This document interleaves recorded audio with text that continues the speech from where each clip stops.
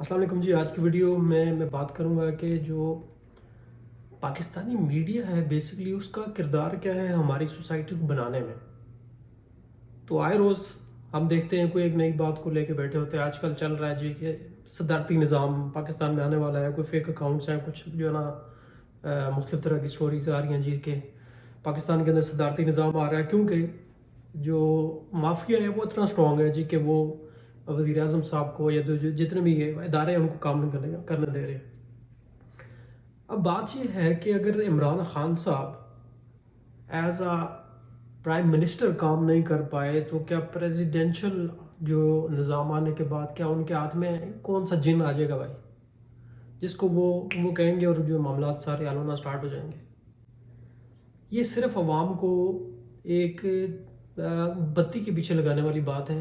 اور اب ہماری عوام بھی ماشاءاللہ, میں بہرحال صدارتی نظام کے پہ بات نہیں کر رہا. آج کے صدارتی نظام کے فائدے کیا ہے یا نقصان کیا ہے, واقعی ہمیں اس طرف جانا چاہیے نہیں جانا چاہیے, اس پہ میں بات نہیں کر رہا. میں یہ بات کروں گا کہ جو میڈیا کا جو پرائم ٹائم ہوتا ہے 8 سے 9 بجے کا, اس دوران جو عوامی مسائل ہیں وہ کتنے ڈسکس ہوتے ہیں. آپ دیکھیں کہ ایجوکیشن پہ کتنی بات ہوتی ہے, آپ دیکھیں کہ ہیلتھ پہ کتنی بات ہوتی ہے, آپ دیکھیں کہ ریسرچ پہ کتنی بات ہوتی ہے. آپ کوئی بھی میڈیا اٹھا کے دیکھ لیں, چینل پہ آپ دیکھ لیں, ایک ہی بات چل رہی ہوگی. پولیٹیشین 3-4 کو بٹھایا ہوگا اور وہ آپس میں لڑ رہے ہوں گے اور عوام جو ہے وہ دیکھ رہی ہوگی. اب بات یہ ہے, کیا یہ لوگ ایسے لوگوں کو یا ایسے ٹاپکس پہ کام نہیں کرنا چاہتے؟ کیا اس پہ بھی کسی نے پابندی لگائی ہوئی ہے جی کہ آپ نے ہیلتھ پہ بات نہیں کرنی, آپ نے ایجوکیشن پہ بات نہیں کرنی, آپ نے جو ریسرچ ہے اس پہ بات نہیں کرنی؟ کیا اس پہ بھی کسی ادارے نے پابندی لگائی ہوئی ہے؟ تو اس کا سیدھا سا جواب ہے جی کہ کسی نے کوئی پابندی نہیں لگائی ہوئی. اب مسئلہ یہ ہے کہ پھر یہ جو آپ کے اینکرز ہیں وہ ان ایشوز پہ بات کیوں نہیں کرتے, یہ امپورٹنٹ کوسچن ہے.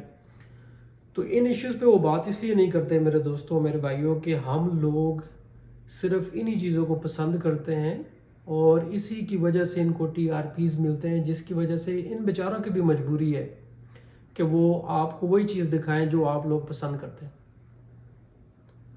تو الٹیمیٹلی قصوروار کون ہوا؟ وہ ہماری عوام ہے جو کہ دیکھنا ہی وہی چاہتی ہے, وہی چیز دیکھنا چاہتی ہے جو کہ پچھلے 20-30 سالوں سے چل رہی ہے. اور وہی لڑائی جھگڑا, اور وہی لڑائی جھگڑا آپ کو سوسائٹی میں بھی نظر آتا ہے.